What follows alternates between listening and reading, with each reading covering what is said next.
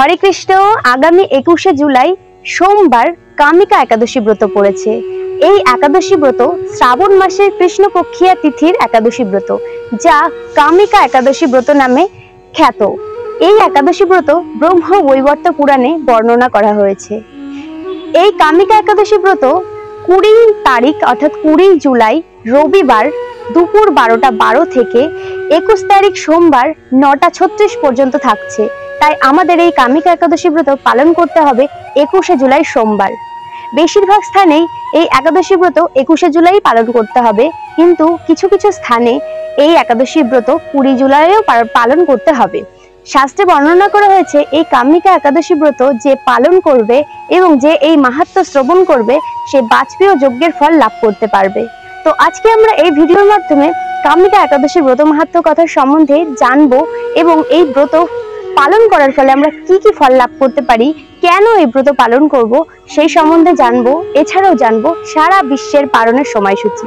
তো চলুন আর বেশি কথা বলবো না, সোজা ভিডিওতে যাওয়া। ভিডিওতে যাওয়ার আগে বলে দিই, সকলকে জানাই গল্পে গল্পে কৃষ্ণ কথা চ্যানেলে স্বাগত। তো আমরা প্রথমেই আলোচনা করব যে এই কামিকা একাদশী ব্রত আমরা কেন পালন করব, এই একাদশী ব্রতের ফল কি। এই কামিকা একাদশী ব্রত যদি পালন করা যায়, যে ব্যক্তিরা পাপের সাগরে নিমজ্জিত হয়ে আছে, এই কামিকা একাদশী ব্রত পালন করার ফলে তারা এই অন্ধকূপ পাপ থেকেও মুক্তি লাভ করতে পারে, অর্থাৎ পাপের নিমজ্জিত সাগর থেকেও তারা মুক্তি লাভ করতে পারে অনায়াসেই, যদি তারা এই কামিকা একাদশী ব্রত পালন করে থাকে। গঙ্গা গোদাবরীর মতো পবিত্র যে নদী, সেই নদীতে স্নান করার ফলে মানুষ পবিত্র হয়ে ওঠে।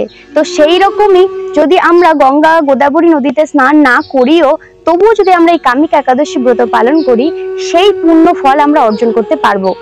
এছাড়াও গয়া, কাশী, বৃন্দাবন এই যে তীর্থস্থান, এই তীর্থস্থানে গেলে যেসব পুণ্য অর্জন করা যায়, শুধুমাত্র এই একটি কামিকা একাদশী ব্রত পালন করার ফলে সেই সব পুণ্যগুলো অনায়াসেই অর্জন করা যাবে।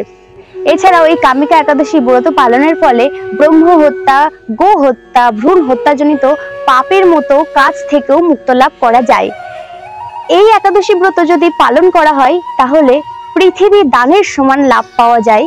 এছাড়াও দুগ্ধবতী গাভী দান করলে যে পুণ্য লাভ করা যায়, সেই পুণ্য অর্জন করা যায় একমাত্র এই কামিকা একাদশী ব্রত পালনের ফলে। তো তাহলে শুনলেন আপনারা এই কামিকা একাদশী ব্রত পালনের ফল কি কি হতে পারে। এই কামিকা একাদশী ব্রত আপনারা কিভাবে পালন করবেন। প্রত্যেক একাদশী ব্রতের মতো এই একাদশী ব্রততেও অবশ্যই সংযম করবেন। একাদশীর আগের দিন, একাদশীর দিন এবং একাদশীর পরের দিন অর্থাৎ দ্বাদশীর দিন অবশ্যই সংযম করাটা আমাদের কর্তব্য। কারণ যদি আমরা সংযম করে না চলি, তাহলে কিন্তু একাদশী ব্রতের ফল পুরোপুরি লাভ করা যায় না। এই একাদশী ব্রতের দিন এবং দ্বাদশীর দিন অবশ্যই পরনিন্দা পরচর্চা থেকে, অন্যের সমালোচনা থেকে নিজেকে দূরে সরিয়ে রাখবেন। আর অবশ্যই কামিকা একাদশী ব্রতের দিন প্রাতঃ স্নান করবেন, সকাল সকাল ঘুম থেকে উঠে এবং ভগবানের নাম জপ কীর্তন করবেন, তুলসী প্রদক্ষিণ করবেন, তুলসী আরতি করবেন, তুলসী তলায় প্রদীপ জ্বালাবেন এবং তুলসী মাতার সামনে হরিনাম সংকীর্তন করবেন। এছাড়াও তুলসীকে স্পর্শ করবেন, দর্শন করবেন, কারণ এই কামিকা একাদশী ব্রত মাহাত্ম্য কথাতেই খুব ভালোভাবে আলোচনা করা হয়েছে তুলসী মাতাকে কিভাবে পূজা করবেন। এই একাদশী ব্রত আপনারা অবশ্যই রাত্রি জাগরণ করে ব্রতটা পালন করার চেষ্টা করবেন, তাহলে খুব ভালোভাবে একাদশী ব্রতের পুরোপুরি পূর্ণ ফল অর্জন করা যায়। চলুন এবার শুনে নেওয়া যাক কামিকা একাদশী ব্রত মাহাত্ম্য কথা সম্বন্ধে। এই কামিকা একাদশী ব্রত মাহাত্ম্য কথা ব্রহ্ম বৈবর্ত পুরাণে বর্ণনা করা হয়েছে, যা শ্রাবণ মাসের কৃষ্ণপক্ষিয়া তিথিতে পালন করতে হবে। একদিন যুধিষ্ঠির মহারাজ শ্রীকৃষ্ণকে বললেন, হে গোবিন্দ, হে বাসুদেব, শ্রাবণ মাসের কৃষ্ণপক্ষের একাদশীর নাম এবং মাহাত্ম্য সবিস্তারে আমার কাছে বর্ণনা করুন, তা শুনতে আমি অত্যন্ত কৌতূহলী। প্রতি উত্তরে ভক্তবৎসল ভগবান শ্রীকৃষ্ণ বললেন, হে রাজন, পূর্বে দেবর্ষি নারদ প্রজাপতি ব্রহ্মাকে এই প্রশ্ন করলেন যে তিনি যে উত্তর প্রদান করেছিলেন, আমি এখন সেই কথাই বলছি, আপনি মনোযোগ সহকারে তা শ্রবণ করুন। যুধিষ্ঠির মহারাজ যখন ভগবান শ্রীকৃষ্ণকে এই কামিকা একাদশীর ব্রত মাহাত্ম্য কথা সম্বন্ধে জিজ্ঞাসা করেছিল, তখন ভগবান শ্রীকৃষ্ণ যুধিষ্ঠির মহারাজকে বলেছিলেন এই একাদশী ব্রত মাহাত্ম্য কথা প্রজাপতি ব্রহ্মাকেও নারদ মুনি জিজ্ঞাসা করেছিলেন। এক সময় ব্রহ্মার কাছে ভক্তশ্রেষ্ঠ নারদ জিজ্ঞাসা করলেন, হে ভগবান, শ্রাবণ মাসের কৃষ্ণপক্ষিয়া একাদশীর নাম কি, এর আরাধ্য দেবতা কে, সেই ব্রতের বিধি বা কিরকম এবং এই ব্রতের ফলে কি পুণ্য লাভ হয় তার সবিশেষ জানতে ইচ্ছা করছি, আপনি কৃপা করে আমাকে তা বলুন। শ্রী নারদের কথা শুনে ব্রহ্মা অত্যন্ত সন্তুষ্ট হলেন। তিনি বললেন, হে বৎস, জগৎজীবের মঙ্গলের জন্য আমি তোমার প্রশ্নের যথাযথ উত্তর দিচ্ছি, তুমি তা শ্রবণ করো। শ্রাবণ মাসের কৃষ্ণপক্ষিয়া একাদশীর নাম কামিকা একাদশী। এই একাদশীর মাহাত্ম্য শ্রবণে বাজপেয় যজ্ঞের ফল লাভ হয়। ভগবান শ্রীহরির পূজা অর্চনা অপরিমিত পূর্ণ ফল প্রদান করে। গঙ্গা, গোদাবরী, কাশী, নৈমিষ্য অরণ্য, পুষ্কর ইত্যাদি তীর্থ দর্শনের সমস্ত ফল একমাত্র কৃষ্ণ পূজার মাধ্যমে কোটি গুণ লাভ করা যায়। সাগর ও অরণ্যযুক্ত পৃথিবী দানের ফল, দুগ্ধবতী গাভী দানের ফল অনায়াসেই এই ব্রত পালনে লাভ হয়। যারা পাপ পূর্ণ সাগরে নিমগ্ন হয়ে এই ব্রত তাদের উদ্ধারের একমাত্র সহজ উপায়। এই রকম পবিত্র পাপনাশক শ্রেষ্ঠ ব্রত আর জগতে নেই। শ্রীহরি স্বয়ং এই মাহাত্ম্য কীর্তন করেছেন। রাত্রি জাগরণ করে যারা এই ব্রত পালন করেন তারা কখনো দুঃখ দুর্দশাগ্রস্ত হন না। এই ব্রত পালনকারী কখনো নিম্নজনি প্রাপ্ত হয় না। কেশবপ্রিয়া তুলসী পত্রে যিনি শ্রীহরির পূজা করেন, পদ্মপাতায় জলের মতো তিনি পাপে নির্লিপ্ত থাকেন। তুলসী পত্র দিয়ে বিষ্ণু পূজায় ভগবান যেমন সন্তুষ্ট হন, মণিমুক্তাদি মূল্যবান রত্নের মাধ্যমেও তেমন প্রীত হন না। যিনি কেশবকে তুলসী মঞ্জুরি দিয়ে পূজা করেন তার জন্ম অর্জিত সমস্ত পাপ ক্ষয় হয়ে যায়। এ প্রসঙ্গে ব্রহ্মা বললেন, হে নারদ, যিনি তুলসীকে প্রত্যহ দর্শন করেন তার সকল পাপ রাশি বিদূরিত হয়ে যায়। যিনি তাকে স্পর্শ করেন তার পাপ মলিন দেহ পবিত্র হয়ে ওঠে। তাকে প্রণাম করলে সমস্ত রোগ দূর হয়। তাকে জল সিঞ্চন করলে যমও তার কাছে আসতে ভয় পান। শ্রী হরিচরণে তুলসী অর্পিত হলে ভগবত ভক্তি লাভ হয়। তাই হে কৃষ্ণ ভক্তি প্রদায়িনী, তোমাকে প্রণাম জানাই। যে ব্যক্তি হরিবাসরে ভগবানের সামনে দীপদান করেন, চিত্রগুপ্তও তার পুণ্যের সংখ্যা হিসাব করতে পারে না। তার পিতৃপুরুষেরাও পরম তৃপ্তি লাভ করেন। শ্রীকৃষ্ণ বললেন, হে রাজন, আমি আপনার কাছে সর্বপাপ হারিণী কামিকা একাদশীর ব্রত মাহাত্ম্য বর্ণনা করলাম। অতএব যিনি ব্রহ্ম হত্যা, ভ্রূণ হত্যা, পাপ বিনাশিনী, মহাপুণ্য ফলদায়ী এই ব্রত পালন করবেন ও এই মাহাত্ম্য শ্রদ্ধা সহকারে পাঠ অথবা শ্রবণ করবেন, তিনি সর্বপাপ থেকে মুক্ত হয়ে বিষ্ণুলোক গমন করবেন। তো আপনারা এই কামিকা একাদশী ব্রত মাহাত্ম্য কথা সম্বন্ধে শ্রবণ করলেন। এই একাদশী ব্রত মাহাত্ম্য কথা অবশ্যই একাদশী ব্রত যেদিন পালন করবেন সেদিনও কিন্তু শ্রবণ করার চেষ্টা করবেন, কারণ এই একাদশী ব্রত মাহাত্ম্য কথা যদি আমরা একাদশী ব্রত পালনের পর শুনি তাহলে আমরা অধিকতর পুণ্য লাভ করতে পারি। তো এবার চলুন সারা বিশ্বের পালনের সময়সূচি জেনে নেওয়া যাক এবং কোথায় কোন স্থানে 20 তারিখ এবং কোন স্থানে 21 তারিখ এই ব্রত পালন করতে হবে সেটাও জেনে নেওয়া যাক।